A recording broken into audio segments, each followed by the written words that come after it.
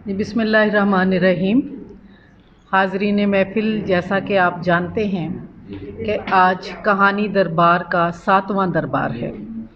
पहले 6 दरबार बहुत कामयाबी के साथ यहीं पे अदा हुए और ये पोस्ट कोरोना आप इसे समझ सकते हैं कि ये 7वां दर खुला है आज। बहुत सी ज़िंदगी जो मुसल्लत सी होकर रह गई थी, मसदूद होकर रह गई थी कोरोना के बाइस, एक अलग तजुर्बे के बाइस, जिसका मैं समझती हूँ अदब में भी इजहार दीगर तरीक़ों से होगा।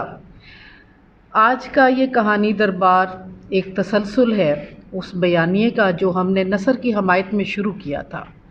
मैं शुक्रगुज़ार हूँ अपने हम ख्याल साथी जनाब अंजुम सलीमी साहब का, और हम ख्याल की भी शुक्रगुज़ार हूँ कि वो चैनल इतना खूबसूरत है कि हमारे साथ तावन में वो हदूद व क़यूद से भी आगे जाकर बहुत ज़्यादा मरकज़ी हैसियत बल्कि रखता है। अदब से शगफ़, अदब से लगाओ, कहानियाँ कहना, कहानियाँ सुनना, ज़्यादातर तो मैं समझती हूँ औरतों का ये हिस्सा है। कहानियाँ बनाना, कहानियों का मवाद पैदा करना मर्दों का शायद ज़्यादा उस पे हिस्सा है।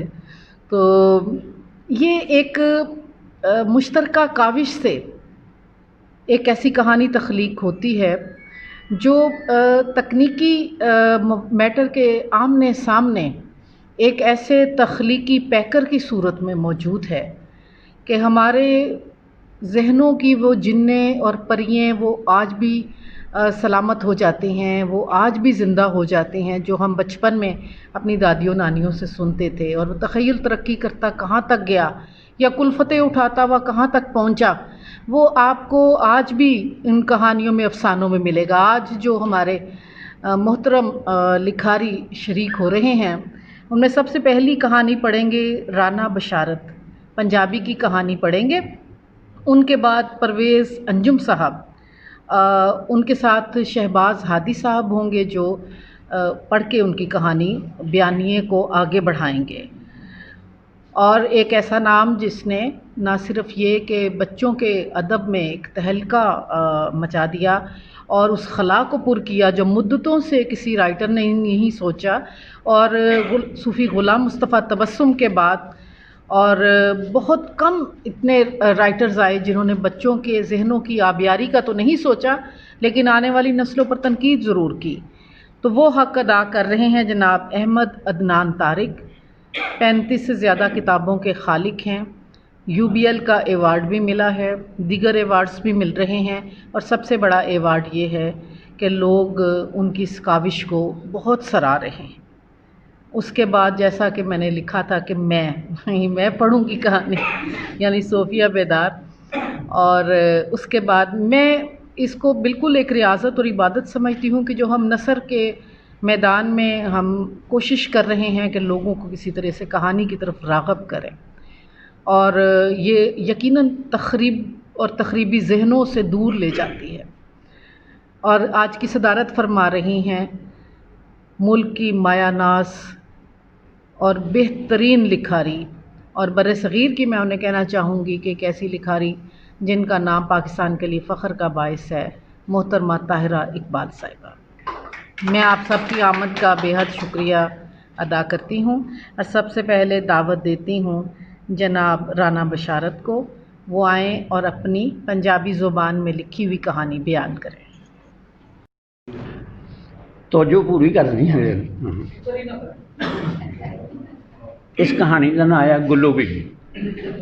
गुल्लो, हाँ, मंटो ने भी लिखे ना उस ने, मैं भी लिखना, मेरा कपड़ा होंदा। 1947 अजाड़े पे पाकिस्तान बनया। 1947 अजाड़े पे पाकिस्तान बनया। धरती मां नूं वंडण वालियां ने पंजाब के सीने उत्ते वाघे वाली लीक वाह के पंजाब के 2 टोटे कर। चढ़ते पंजाब के एक शहर की अद्धे तो वध आबादी लैलपुर शहर में आ वसी। इस काफले में तवाइफा का भी एक काफला लैलपुर के चकले में आ। किड्डियां तलख हकीकत हैं। हाँ, लैलपुर उस वेले 8 बाज़ारां का एक निक्का जिहा पीढ़ी को जिड्डा शहर सी। ਜਿਹਦੇ ਵਿਚਕਾਰ ਇੱਕ ਘੰਟਾ ਘਰ ਜਿਹੜਾ ਸ਼ਹਿਰ ਦਾ ਮਰਕਜ਼ੀ ਚੌਂਕ ਸੀ, ਜਿੱਥੇ ਸ਼ਾਮ ਨੂੰ ਸਾਰੇ ਮੁਆਲੀ, ਹਾਰ ਵੇਚਣ ਵਾਲੇ, ਮਸਵਾਕ ਅਤੇ ਮੰਜਨ ਵੇਚਣ ਵਾਲੇ, ਮਾਲਸ਼ੀਏ, ਕੰਨ ਮੈਲੀਏ, ਕਬੂਤਰਬਾਜ਼, ਬਟੇਰਬਾਜ਼ ਅਤੇ ਹੋਰ ਕਈ ਤਰ੍ਹਾਂ ਦੇ ਬਾਜ਼ ਇਕੱਠੇ ਹੋ ਜਾਂਦੇ ਸੀ। ਇੱਥੋਂ ਥੋੜ੍ਹਾ ਜਿਹਾ ਪਰੇ 3-4 ਗਲੀਆਂ ਛੱਡ ਕੇ ਅਮੀਪੁਰ ਬਾਜ਼ਾਰ ਅਤੇ ਚਿਨੋਟ ਬਾਜ਼ਾਰ ਦੇ ਗੋਲ ਵਿੱਚ ਕੱਪੜੇ ਦੇ ਖੋਖੇ, ਖੋਖਿਆਂ ਦੇ ਪਛਵਾੜੇ, ਇੱਕ ਚਕਲਾ ਅਤੇ ਨਾਲ ਦੀ ਗਲੀ ਵਿੱਚ ਇੱਕ ਹੋਰ ਚਕਲਾ। ਅਜੇ ਮਰਨ ਅਤੇ ਵਿਛੜਨ ਵਾਲਿਆਂ ਦਾ ਦੁੱਖ ਘੱਟ ਨਹੀਂ ਸੀ ਹੋਇਆ, ਪਰ ਬਾਜ਼ਾਰਾਂ ਵਿੱਚ ਹਯਾਤੀ ਦੀਆਂ ਲੋੜਾਂ, ਥੋੜਾਂ, ਗਰਜ਼ਾਂ, ਮਰਜ਼ਾਂ ਅਤੇ ਜ਼ਰੂਰਤਾਂ ਦੀਆਂ ਸ਼ੈਵਾਂ ਦੀ ਵੇਚਣ ਵਟਣ ਸ਼ੁਰੂ ਹੋ ਗਈ। ਗਾਹਕਾਂ ਦੀ ਆਮਦ ਜਾਮਦ ਦੇ ਨਾਲ 8 ਬਾਜ਼ਾਰਾਂ ਵਿੱਚ ਰੌਣਕ ਲੱਗਣੀ ਸ਼ੁਰੂ ਹੋ ਗਈ। ਚਕਲੇ ਵਾਲੀ ਗਲੀ ਵਿੱਚ ਪਹਿਲੀ ਵਾਰੀ ਤਬਲੇ ਦੀ ਥਾਪ ਅਤੇ ਘੁੰਗਰੂਆਂ ਦੀ ਛਣਕਾਰ ਦੀ ਸੁਣੀ ਗਈ। ਸਾਰਾ ਸ਼ਹਿਰ ਹੁੰਮ ਹੁਮਾ ਕੇ ਦੌੜਿਆ ਚੱਲਿਆ ਆਇਆ। ਮਰਨ ਵਾਲਿਆਂ ਦੇ ਨਾਲ ਮਰਿਆ ਤਾਂ ਨਹੀਂ ਜਾ ਸਕਦਾ, ਪਰ ਉਹਨਾਂ ਦੇ ਗਮ ਗਲਤ ਕੀਤਾ, ਉਹਨਾਂ ਦਾ ਗਮ ਤਾਂ ਗਲਤ ਕੀਤਾ ਜਾ ਸਕਦਾ ਹੈ। ਜ਼ਰੀ ਬਾਈ ਦੀ ਕੋਈ ਧੀ ਸੀ ਜਿਹਦਾ ਨਾਂ ਗੁਲਨਾਰ ਸੀ, ਪਰ ਸਾਰੇ ਹੀ ਉਹਨੂੰ ਲਾੜ ਨਾਲ ਗੁੱਲੋ ਕਹਿੰਦੇ ਸੀ। ਫੁੱਲਾਂ ਵਰਗੀ ਸੋਲ ਮਲੂਕ ਅਤੇ ਰੰਗ ਰੂਪ ਜਿਹਾ ਜਿਵੇਂ ਕਿਸੇ ਨੇ ਦੁੱਧ ਵਿੱਚ ਥੋੜ੍ਹਾ ਜਿਹਾ ਨਿੱਕੀ ਮੱਖੀ ਦਾ ਸ਼ਹਿਦ ਘੋਲ ਦਿੱਤਾ, ਇਹੋ ਜਿਹਾ। ਲੰਮੇ ਅਤੇ ਕਾਲੇ 3.5 ਫੁੱਟ ਤੋਂ ਲੰਮੇ ਵਾਲ, ਹਰਨੀ ਵਰਗੀ ਸਰਾਈਦਾਰ ਗਰਦਨ, ਮਮੂਲੇ ਵਰਗੀਆਂ ਨਸ਼ੀਲੀਆਂ ਅੱਖਾਂ, ਜਿਹਨੂੰ ਵੇਖਦਿਆਂ ਹੀ ਬਗੈਰ ਪੀਤਿਓਂ ਅੱਧੀ ਬੋਤਲ ਜਿੰਨਾ ਨਸ਼ਾ ਹੋ ਜਾਏ। ਇਹਦਾ ਅੱਜ ਮੁਜਰਾ ਸੀ। ਗਊ ਤਕੀਏ ਨਾਲ ਟੇਕ ਲਾਏ ਹੋਏ ਰਾਜਾ ਸਾਹਿਬ ਨੂੰ ਜਾਲੂ ਚੌਧਰੀ ਨੇ ਪਾਨ ਪੇਸ਼ ਕਰ ਰਿਹਾ ਸੀ। ਗਲੀ ਵਿੱਚ ਤਿਲ ਧਰਨ ਦੀ ਵੀ ਥਾਂ ਨਹੀਂ ਸੀ। ਵੱਡੀ ਤਾਜੀ ਨੇ ਆਪਣੇ ਮੁੱਖ 'ਤੇ ਝੂਠ ਮੂਠ ਦਾ ਹਾਸਾ ਸਜਾ ਕੇ ਆਪਣੀਆਂ 4 ਧੀਆਂ ਨੂੰ ਲੈ ਕੇ ਸਟੇਜ ਦੇ ਖੱਬੇ ਪਾਸੇ ਆ ਬੈਠੀ। ਵੱਡੀ ਤਾਜੀ ਦੀਆਂ ਕੁੜੀਆਂ ਕੀ ਆਈਆਂ, ਤਮਾਸ਼ਬੀਨਾਂ ਵਿੱਚ ਹਾਏ ਉਈ, ਹਾਵਾਂ ਹੌਂਕੇ ਅਤੇ ਸੀਟੀਆਂ ਦੀ ਆਵਾਜ਼ਾਂ ਆਉਣ ਲੱਗ ਪਈਆਂ। ਵੱਡੀ ਤਾਜੀ ਖਾ ਜਾਣ ਵਾਲੀਆਂ ਨਜ਼ਰਾਂ ਨਾਲ ਜਾਲੂ ਚੌਧਰੀ ਨੂੰ ਦੇਖ ਰਹੀ ਸੀ। ਜਿਹੜੇ ਪੁਰਾਣੇ ਰਹਿਣ ਵਾਲੇ ਨਾ ਇੱਥੇ ਦੇ ਵਸਨੀਕ, ਉਹ ਇਕੱਲੇ ਕਿਰਦਾਰ ਨੂੰ ਜਾਣਦੇ। ਹਾਂ, ਵੱਡੀ ਤਾਜੀ ਖਾ ਜਾਣ ਵਾਲੀਆਂ ਨਜ਼ਰਾਂ ਨਾਲ ਜਾਲੂ ਚੌਧਰੀ ਨੂੰ ਦੇਖ ਰਹੀ ਸੀ, ਜਿਹਨੇ ਇਹਨਾਂ ਪਨਾਹਗੀਰਾਂ ਨੂੰ ਚਕਲੇ ਥਾਂ ਦਿੱਤੀ ਸੀ। ਪਨਾਹਗੀਰਾਂ ਨੂੰ ਚੜ੍ਹਦੇ ਪੰਜਾਬ 'ਚੋਂ ਆਈਆਂ ਸੀ ਨਵਾਈਆਂ, ਪਰ ਉਹ ਚਕਲੇ ਦਾ ਚੌਧਰੀ ਸੀ। ਇਸ ਪਾਰੋਂ ਵੱਡੀ ਤਾਜੀ ਮੂੰਹ ਫੜ ਤੇ ਆਪ ਹੁਜ਼ਰੀ ਹੋਣ ਦੇ ਬਾਵਜੂਦ ਉਹਦੇ ਸਾਹਮਣੇ ਬੋਲ ਨਹੀਂ ਸੀ ਸਕਦੀ। ਦੂਜੇ ਪਾਸੇ ਮੁਮਤਾਜ਼ ਆਪਣੀਆਂ ਤਿੱਖੀਆਂ ਤਰਾਰੀਆਂ, ਸ਼ੋਖੀਆਂ, ਚੰਚਲ ਹਾਰੀਆਂ, ਨਿੱਕ ਸੁੱਖ ਨਾਲ ਸਜੀਆਂ ਸਜਾਈਆਂ ਅਤੇ ਸਵਾਰੀਆਂ ਧੀਆਂ ਨੂੰ ਲੈ ਕੇ ਆ ਗਈ। ਇਹਨਾਂ ਦੇ ਵਿੱਚ ਆਉਣ ਵਾਲਿਆਂ ਨੇ ਨੋਟਾਂ ਦਾ ਮੀਂਹ ਵਰ੍ਹਾ ਦਿੱਤਾ। ਇਹ ਹਕੀਕੀ ਕਿਰਦਾਰ ਨੇ ਸ਼ਹਿਰ ਦੇ। ਹਾਂਜੀ, ਮਾਈ ਜੀਦਾਂ ਵੀ ਆਪਣੀਆਂ ਲਾਡਲੀਆਂ ਅਤੇ ਨਟਖਟ ਨਾਲ ਬਣੀਆਂ ਸਵਾਰੀਆਂ ਲੈ ਕੇ ਆਏਗੀ। ਇੰਝ ਲੱਗਿਆ ਜਿਵੇਂ ਮਹਿਫਲ ਵਿੱਚ ਅੱਗ ਲੱਗ ਗਈ ਹੋਵੇ। ਦਸੰਬਰ ਦੇ ਮਹੀਨੇ ਦਾ ਚੰਦ ਸ਼ਰਮਾ ਗਿਆ ਅਤੇ ਆਲੇ ਦੁਆਲੇ ਦੀਆਂ ਰੌਸ਼ਨੀਆਂ ਮੱਧਮ ਪੈ ਗਈਆਂ। ਮਾਈ ਜੀਦਾਂ ਦੀਆਂ ਧੀਆਂ ਦੇ ਮੁਹਾਂਦਰੇ ਦੀਆਂ ਮੁੱਖ ਦੀਆਂ ਡਲਕਾਂ ਸ਼ਬ ਸ਼ਬਾ ਅਤੇ ਸਾਰਿਆਂ ਤੋਂ ਵੱਧ ਸੀ। ਇਸ ਤਰ੍ਹਾਂ ਫੱਤੂ ਕਸਾਈ ਦੀਆਂ ਪੇਸ਼ੇ ਬਹਾਈਆਂ ਹੋਈਆਂ ਰਖੇਲਾਂ ਵੀ ਆਉਣੀਆਂ ਸ਼ੁਰੂ ਹੋ ਗਈਆਂ। ਇਸ ਮੁਹੱਲੇ ਵਿੱਚ ਨੱਚਣ ਗਾਉਣ ਵਾਲੀਆਂ ਅਤੇ ਟੈਮ ਟੱਪਾ ਲਾਉਣ ਵਾਲੀਆਂ ਦੇ ਵਿੱਚ ਇੱਕ ਫਰਕ ਅਤੇ ਵੰਡ ਸੀ, ਪਰ ਫੱਤੂ ਕਸਾਈ ਦੀ ਵਜ੍ਹਾ ਦੇ ਨਾਲ ਉਹਨਾਂ ਨੂੰ ਵੀ ਆਪਣੇ ਤੋਂ ਆਲਾ ਅਤੇ ਵੱਡੇ ਦਰਜੇ ਦੇ ਬਹਿਣ ਖਲੋਣ ਦੀ ਥਾਂ ਲੱਭ ਜਾਂਦੀ ਸੀ। ਫੁੱਲਾਂ ਦੇ ਹਾਰ, ਫਲੇਲ ਦੇ ਤੂੰਬੇ, ਅੰਦਰੋਂ ਅੰਦਰੀ ਸ਼ਰਾਬ ਦੇ ਭੂਏ ਵਿਕਣੇ ਸ਼ੁਰੂ ਹੋ ਗਏ। ਉਸ ਦੌਰ ਦੀ ਗੱਲ। ਇਸ਼ਾ ਦੀ ਨਮਾਜ਼ ਪਰ ਥੋੜ੍ਹਾ ਜਿਹਾ ਵਕਫਾ ਹੋ ਗਿਆ, ਕਿਉਂ ਜੋ ਨਾਲ ਦੀ ਮਸੀਤੋਂ ਨਮਾਜ਼ੀ ਨਮਾਜ਼ ਪੜ੍ਹ ਕੇ ਆਪੋ ਆਪਣੇ ਘਰੀਂ ਤੁਰ ਜਾਣ। ਇਸ ਰੌਣਕ ਮੇਲੇ ਵਿੱਚ ਚਾਂਦੀ ਬਾਈ ਆਪਣੀ ਧੀ ਨੂੰ ਲੈ ਕੇ ਆ ਗਈ, ਪਰ ਆਮ ਜੀ ਸ਼ਕਲ ਸੂਰਤ ਅਤੇ ਵਾਜਬੀ ਜੇ ਮੁੱਖ ਮੁਹਾਂਦਰੇ ਵੱਲ ਕਿਸੇ ਨੇ ਵੀ ਧਿਆਨ ਨਾ ਕੀਤਾ। ਫਿਰ ਉਹੀ ਕੁੜੀ ਜੋ ਫਿਲਮ ਇੰਡਸਟਰੀ ਵਿੱਚ ਇੱਕ ਸਿੰਗਰ, ਇੱਕ ਵੱਡੀ ਗੁਲੂਕਾਰਾ ਬਣ ਕੇ ਸਾਹਮਣੇ ਆਈ ਅਤੇ ਪੂਰੇ ਪਾਕੋ ਹਿੰਦ ਦੇ ਵਿੱਚ ਉਹ ਜਾਣੀ ਗਈ। ਅਰੁਣਾ ਲੈਣ ਕੁਝ ਚਿਰ ਬਾਅਦ ਤਬਲੇ ਵਾਲਾ, ਹਾਰਮੋਨੀਅਮ ਵਾਲਾ, ਸਰੰਗੀ ਵਾਲਾ ਅਤੇ ਸਤਾਰ ਵਾਲਾ ਵੀ ਸਟੇਜ 'ਤੇ ਆਪੋ ਆਪਣੀ ਥਾਂ 'ਤੇ ਟਿਕ ਟਕਾ ਕਰਕੇ ਬਹਿ ਗਏ। ਫਿਰ ਜ਼ਰੀ ਬਾਈ ਆਈ। ਉਹਨੇ ਹਰੇ ਰੰਗ ਦਾ ਗਰਾਰਾ ਅਤੇ ਹਰੇ ਰੰਗ ਦੀ ਕਮੀਜ਼ ਪਾਈ ਹੋਈ ਸੀ। ਦੁਪੱਟੇ 'ਤੇ ਲੱਗੀ ਹੋਈ ਗੋਟਾ ਕਿਨਾਰੀ ਅਤੇ ਗਲ ਵਿੱਚ ਪਾਇਆ ਹੋਇਆ ਰਾਣੀ ਹਾਰ ਅਤੇ ਸਿਰ 'ਤੇ ਬਹੁਤ ਵੱਡਾ ਝੂਮਰ। ਜ਼ਰੀ ਬਾਈ ਅੱਜ ਕੋਈ ਬੜੀ ਵੱਡੀ ਮਹਾਰਾਣੀ ਲੱਗ ਰਹੀ ਸੀ। ਇਹਦੇ ਪਿੱਛੇ ਗੁੱਲੋ ਆਈ, ਅਸਲ ਕਿਰਦਾਰ ਜਿਹੜਾ ਕਹਾਣੀ ਦਾ ਗੁੱਲੋ, ਇਹਦੇ ਪਿੱਛੇ ਗੁੱਲੋ ਆਈ। ਲਾਲ ਰੰਗ ਦੀ ਕਾਮਦਾਰ ਕਮੀਜ਼, ਤੰਗ ਪਜਾਮਾ, ਗੁਲਾਬੀ ਰੰਗ ਦਾ ਦੁਪੱਟਾ, ਲੰਮੇ ਤੇ ਕਾਲੇ ਵਾਲਾਂ ਵਿੱਚ ਮੋਤੀ ਦਾ ਵੱਡਾ ਸਾਰਾ ਚੂੜਾ ਬੰਦ, ਖੁੱਲ੍ਹੇ ਛੱਡੇ ਹੋਏ ਵਾਲ ਤੇ ਨੱਕ ਵਿੱਚ ਪਾਈ ਹੋਈ ਨਥਲੀ। ਗੁੱਲੋ ਦੀ ਸ਼ਾਨ ਸ਼ੌਕਤ ਤੌਰ ਤੱਪਾ ਵੱਖਰਾ ਹੀ ਸੀ। ਬਾਜਰੇ ਦੀ ਸਿੱਟੇ ਵਰਗੀ ਜਵਾਨੀ, ਪੈਰ ਪੁੱਟਦੀ ਦਾ ਹਲਾਰਾ ਖਾਂਦਾ ਹੋਇਆ ਲੱਕ, ਵਾਹ ਪਈ ਵਾਹ, ਰਾਜਕੁਮਾਰੀ ਨਾਲੋਂ ਘੱਟਦੇ ਨਹੀਂ ਸੀ। ਸਾਰੀ ਮਹਿਫਲ ਨੇ ਤਾੜੀਆਂ ਵਜਾ ਕੇ ਜੀ ਆਇਆਂ ਆਖਿਆ। ਵੱਡੀ ਉਮਰ ਦੀਆਂ ਬਾਈਆਂ ਦੇ ਮੱਥੇ 'ਤੇ ਚੂੜੀਆਂ ਪੈ ਗਈਆਂ। ਇਹਨਾਂ ਦੀਆਂ ਧੀਆਂ ਨੇ ਸਰਹੱਦ ਦੇ ਉਸ ਪਾਰ ਦੇ ਪਹਿਨਾਵੇ ਤੇ ਫੈਸ਼ਨ ਨੂੰ ਦੇਖਿਆ।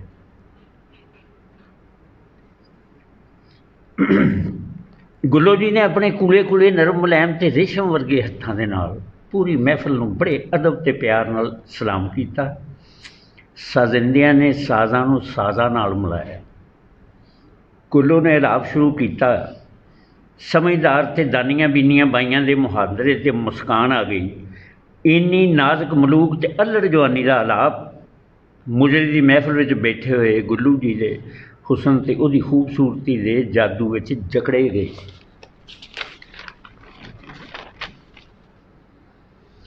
ਉਹਨਾਂ ਨੂੰ ਅੰਤਰੇ ਮਾਤਰੇ ਤੇ ਦਾਦਰੇ ਦੀ ਵੰਡ ਕਰਨ ਦੀ ਕਦੋਂ ਹੋਈ ਸੀ? ਇਹ ਸਮਝਦੇ ਮੌਸੀਕੀ ਦੇ ਅੰਗ ਨੇ। ਹਾਂ, ਮੈਂ ਰਾਜਪੂਤਾਂ ਵਿੱਚ ਮਰਾਸੀ ਦੇ ਨਹੀਂ, ਲੇਕਿਨ ਪੂਰੀ ਤਹਿਕੀਕ ਨਾਲ ਲਿਖਿਆ ਹੈ। ਹਾਂ, ਇਹਨਾਂ ਨੂੰ ਅੰਤਰੇ ਮਾਤਰੇ ਤੇ ਦਾਦਰੇ ਦੀ ਵੰਡ ਕਰਨ ਦੀ ਕਦੋਂ ਹੋਈ ਸੀ? ਜਦੋਂ ਗੁੱਲੋ ਨੇ ਉੱਠ ਕੇ ਦਾਦਰੇ 'ਤੇ ਆਪਣੇ ਪੈਰਾਂ, ਹੱਥਾਂ ਤੇ ਚਿਹਰੇ 'ਤੇ ਸਰਾਈ ਵਰਗੀ ਗਰਦਨ ਤੇ ਮਮੋਲੇ ਵਰਗੀਆਂ ਅੱਖਾਂ ਨਾਲ ਤੁਰਤ ਭਾਵ ਵਿਖਾ ਕੇ ਤਹਾਈ ਦੇ ਸੁੰਮ ਨੂੰ ਆਪਣੇ ਚੱਕਰ ਦੇ ਸੁੰਮ 'ਤੇ ਖ਼ਤਮ ਕੀਤਾ ਤੇ ਮੁਜਰਾ ਲੁੱਟਿਆ ਜਾ ਚੁੱਕਿਆ ਸੀ। ਪੂਰੀਆਂ ਟੈਕਨੀਕਲ ਗੱਲਾਂ ਮੈਨੂੰ ਯਾਦ ਨੇ ਨਾ। ਹਾਂ, ਦਾਨੀਆਂ ਬੀਨੀਆਂ ਬਾਈਆਂ ਦੇ ਚਿਹਰੇ ਉਤਰ ਗਏ ਸੀ। ਉਹਨਾਂ ਦੀਆਂ ਧੀਆਂ ਨੇ ਪਹਿਲੀ ਵਾਰੀ ਆਪਣੇ ਉਸਤਾਦਾਂ ਤੋਂ ਵੱਧ ਕਿਸੇ ਨੂੰ ਦੇਖਿਆ ਸੀ। ਉਹਨਾਂ ਦੰਦਾਂ ਥੱਲੇ ਉਂਗਲਾਂ ਦੱਬ ਰਹੀਆਂ। ਇਸ ਮਜਮੇ ਵਿੱਚ ਕਿਤੇ ਨੂਰਾ ਪਹਿਲਵਾਨ ਵੀ ਬੈਠਾ ਹੋਇਆ ਸੀ। ਨੂਰੇ ਪਹਿਲਵਾਨ ਨੇ ਆਪਣੀ ਜੇਬੋਂ 10 ਰੁਪਈਆਂ ਦਾ ਨੋਟ, ਜਿਹੜਾ ਤੇਲ ਨਾਲ ਲਿਬੜਿਆ ਹੋਇਆ ਸੀ, ਉਸ ਵੇਲੇ 10 ਰੁਪਈਏ ਬੜੇ ਵੱਡੇ ਹੁੰਦੇ, ਗੁੱਲੋ ਦੇ ਕਦਮਾਂ 'ਚ ਸੁੱਟ ਦਿੱਤਾ। ਪਹਿਲਵਾਨਾਂ ਨੂੰ ਨੋਟ ਲੈਣ ਦੀ ਆਦਤ ਹੁੰਦੀ ਹੈ, ਦਿੰਦੇ ਕਦੀ ਨਹੀਂ। ਇਹਦੇ ਤੋਂ ਅੰਦਾਜ਼ਾ ਲਾਓ ਪੈਸੇ ਕਿਸੇ ਦੀ ਜੇਬ ਵਿੱਚ ਕਿੱਦਾਂ ਰਹਿ ਸਕਦੇ ਸੀ। ਨੂਰੇ ਪਹਿਲਵਾਨ ਨੇ ਨੋਟ ਨਹੀਂ, ਸੱਚੀ ਗੱਲ ਇਹ ਹੈ ਵੀ ਆਪਣਾ ਦਿਲ ਕੱਢ ਕੇ ਗੁੱਲੋ ਦੇ ਕਦਮਾਂ 'ਚ ਸੁੱਟ ਦਿੱਤਾ ਸੀ। ਗੁੱਲੋ ਜ਼ਰੀ ਬਾਈ ਦੀ ਧੀ ਇੱਕੋ ਹੀ ਇੱਕ ਧੀ ਸੀ ਤੇ 6 ਪੁੱਤਰ ਸਨ। ਹੁਸਨ, ਜਵਾਨੀ ਤੇ ਖੂਬਸੂਰਤੀ ਦਾ ਇੱਕ ਸ਼ਾਹਕਾਰ ਸੀ, ਪਰ ਉਹਦੇ ਭਰਾ ਬਦਸੂਰਤੀ, ਬਦਕਿਰਦਾਰੀ, ਗੁੰਡਾਗਰਦੀ, ਬਦਮਾਸ਼ੀ ਦੀ ਅਲਾਮਤ ਸਨ। ਛੋਟੇ ਤੇ ਮਧਰੇ ਕੱਦ, ਮੋਟੇ ਤੇ ਕਾਲੇ ਤੇ ਬਦਵਦਾ ਕਿਸੇ ਹੋਰ ਹੀ ਦੁਨੀਆ ਦੀ ਮਖਲੂਕ ਲੱਗਦੇ ਸਨ। ਪਰ ਗੁੱਲੋ ਦੇ ਭਰਾ ਕਿਸੇ ਹਿਸਾਬ ਨਾਲ ਵੀ ਨਹੀਂ ਸੀ ਲੱਗਦੇ। ਪਰ ਇਹ ਬੜੀ ਹਕੀਕਤ ਸੀ। ਉਹ ਤੇ ਅੱਲਾ ਸਾਈਂ ਦਾ ਲੱਖ ਲੱਖ ਸ਼ੁਕਰ ਸੀ ਵੀ ਜ਼ਰੀ ਬਾਈ ਨਵਾਬ ਸਾਹਿਬ ਦੀ ਕੁਛ 6 ਮਹੀਨੇ ਰਖੇਲ ਰਹੀ, ਨਹੀਂ ਤਾਂ ਗੁੱਲੋ ਵੀ ਤੇ ਆਪਣੇ ਭਰਾਵਾਂ ਵਰਗੀ ਹੋਣੀ ਸੀ। ਇਹ ਤਾਂ ਨਵਾਬ ਸਾਹਿਬ ਦੀ ਮਿਹਰਬਾਨੀ। ਜ਼ਰੀ ਬਾਈ ਬੜੇ ਫਖਰ ਨਾਲ ਚਾਂਦੀ ਬਾਈ ਨੂੰ ਦੱਸਦੀ ਹੁੰਦੀ ਸੀ, ਜਿਹੜੀ ਬੜੀਆਂ ਹਸਦ ਭਰੀਆਂ ਨਜ਼ਰਾਂ ਨਾਲ ਆਪਣੀ ਧੀ ਵੱਲ ਵੇਖਦੀ ਹੁੰਦੀ ਸੀ। ਗੁੱਲੋ ਦੇ ਸਾਰੇ ਭਰਾ ਚੋਰੀ ਚਕਾਰੀ ਤੇ ਮਨਸ਼ੀਆਤ ਵੇਚਣ ਦੇ ਮਾਹਰ ਸਨ। ਸ਼ਾਮ ਨੂੰ ਮਹੱਲੇ ਦੇ ਹੋਰ ਮੁੰਡੇ ਦੇ ਨਾਲ ਮਿਲ ਕੇ ਬਾਜ਼ਾਰ ਵਿੱਚ ਅਫੀਮ ਦੇ ਠੇਕੇ ਦੇ ਉਤਲੇ ਚੁਬਾਰੇ, ਸਲੀਮੀ ਸਾਹਿਬ ਤੁਹਾਨੂੰ ਯਾਦ ਨਾ ਉਤਲਾ ਚੁਬਾਰਾ ਕਿਹੜਾ ਹੁੰਦਾ ਸੀ? ਉਤਲੇ ਚੁਬਾਰੇ ਵਿੱਚ ਜੂਆ ਖੇਡਦੇ, ਜਿੱਥੇ ਦੂਜਿਆਂ ਮਹੱਲਿਆਂ ਦੇ ਮੁੰਡੇ ਵੀ ਆ ਜਾਂਦੇ ਸੀ। ਉੱਥੇ ਹੀ ਨੂਰਾ ਪਹਿਲਵਾਨ ਤੇ ਗੁੱਲੋ ਦੇ ਇੱਕ ਭਰਾ ਦੀ ਮੁਲਾਕਾਤ ਹੋ ਗਈ ਤੇ ਦੋਵੇਂ ਇੱਕ ਦੂਜੇ ਦੇ ਦੋਸਤ ਬਣ ਗਏ। ਮੈਂ ਮੈਡਮ ਤੁਹਾਨੂੰ ਕਿਸੇ ਪੂਰੀ ਤਵੱਜੋ ਨਾਲ ਸੁਣ ਲਓ, ਮੁੜ ਕੇ ਪਤਾ ਨਹੀਂ ਮੈਂ ਜ਼ਿੰਦਗੀ 'ਚ ਕਹਾਣੀ ਸੁਣਾਉਣੀ ਜਾਂ ਨਹੀਂ ਸੁਣਾਉਣੀ। ਤੁਸੀਂ ਮੇਰੇ ਹੀਰ ਵਾਰਿਸ ਸ਼ਾਹ ਦਾ ਕਲਾਮ ਬਣ ਗਿਆ। ਗੁੱਲੋ ਦਾ ਭਰਾ ਇਹ ਕਲਾਮ ਬੜੀ ਸੁਰ ਨਾਲ ਆਖ ਲੈਂਦਾ ਸੀ ਤੇ ਮਾਹੀਏ ਟੱਪੇ ਵੀ ਵੇਲੇ ਬਣਦੀ ਹਿਸਾਬ ਨਾਲ ਕਹਿ ਲੈਂਦਾ ਸੀ। ਨੂਰੇ ਪਹਿਲਵਾਨ ਨੂੰ ਇਹ ਕਲਾਮ ਬੜਾ ਪਸੰਦ ਸੀ। ਨੂਰੇ ਪਹਿਲਵਾਨ ਨੇ ਗੁੱਲੋ ਦੇ ਭਰਾ ਦੇ ਵਿਚਕਾਰ ਪੰਜਾਬੀ ਸ਼ਾਇਰਾਂ ਦੇ ਕਲਾਮ ਦੀ ਇੱਕ ਸਾਂਝ ਬਣ ਗਈ। ਨੂਰਾ ਪਹਿਲਵਾਨ ਕਈ ਘੰਟੇ ਗੁੱਲੋ ਦੇ ਭਰਾ ਕੋਲੋਂ ਇਹ ਕਲਾਮ ਸੁਣਦਾ ਰਹਿੰਦਾ ਸੀ। ਇੱਕ ਦਿਨ ਨੂਰਾ ਪਹਿਲਵਾਨ ਗੁੱਲੇ ਦੇ ਭਰਾ ਨੂੰ ਮਿਲਣ ਵਾਸਤੇ ਗੁੱਲੋ ਦੇ ਘਰ ਗਿਆ। ਤਵਾਇਫਾਂ ਦੇ ਦਰਵਾਜ਼ੇ ਤੇ ਸਦਾ ਹੀ ਖੁੱਲ੍ਹੇ ਰਹਿੰਦੇ ਨੇ, ਪਰ ਫਿਰ ਵੀ ਨੂਰੇ ਨੇ ਦਰਵਾਜ਼ਾ ਖੜਕਾਉਣਾ ਜ਼ਰੂਰੀ ਸਮਝਿਆ।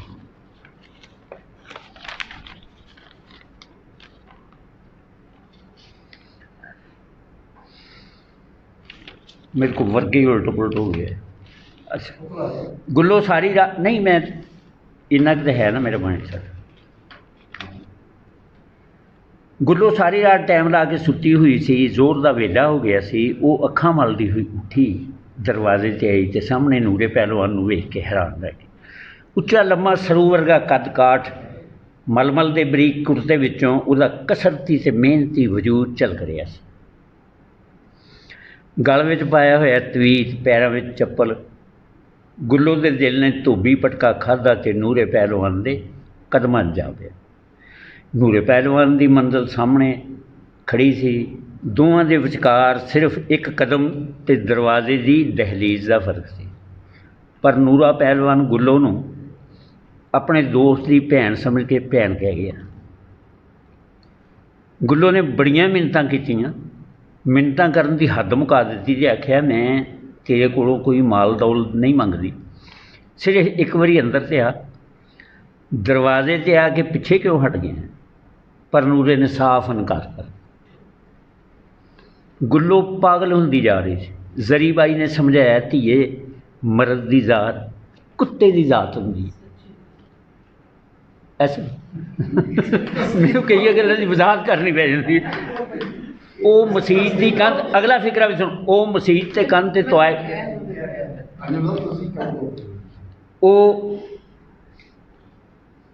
वो मसीत की कंध ते तवाइफ के कोठे की परवाह नहीं करता। तू की एक दे पिछे अपनी जान हलकान कर लग पई है। मैं तो ये तो वध कईयां नूं तेरे पैर चटदा देखना चाहुंदी हां। गुल्लो दे कोल उहदे पेशे के हिसाब नाल कारोबारी धंधे की कोई कमी नहीं सी। गुल्लो विच जिन्नियां मर्जी बुराइयां हो सकदियां सन, लेकिन वो अपने पेशे नाल बड़ी मुखलस सी। वो तो नूरे दे विआह ते भी मुजरा करन नूं तैयार सी, पर बुलावा ही नहीं आया। वो तो नूरे दे विआह ते भी मुजरा करन नूं तैयार सी, पर बुलावा ही नहीं आया। जख्म का मूँह खुला रहे तो वह वधदा रहिंदा है। गुल्ले के दिल से भी लगा होया फट दिन ब दिन वधदा चला गया। कई अमीर कबीर ते रईसज़ादे गुल्लो का हथ फड़ के उन्होंने अपने घर बिठाना चाहते रहे, पर गुल्लो साफ इनकार कर दी। तवाइफ की उम्र किन्नी कुं हुंदी है? जदों 20 तो टप के 30 की दहाई वाल टुरदी है तो आशकां दे मेले ठेले लगने घटने शुरू हो जाते।